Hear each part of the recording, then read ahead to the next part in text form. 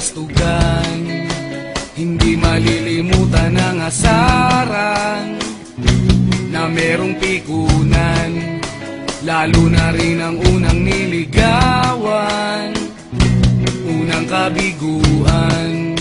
At dyan nasiseryoso ang usapan, ang pagdadamayan ng tunay at tapat na kaibigan.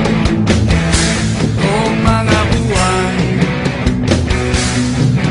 kaibigan namang maaasahan. Oh, di na tayo babata, edad may di nahahalata. Sa mga trip unti-unti na tayo nagsasawa. Pero kahit ganon, barkadang matatag hanggang sa ngayon. Minsan man magkita, tiyak may kwela, yan ang aking mga tropa.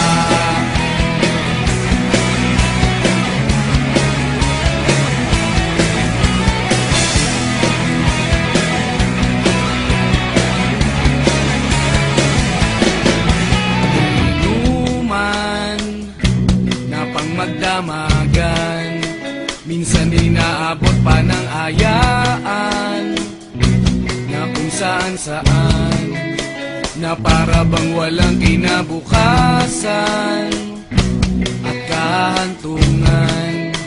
At dyan nasiseryoso ang usapan, ang pagpapayuhan ng tunay at tapat na kaibigan.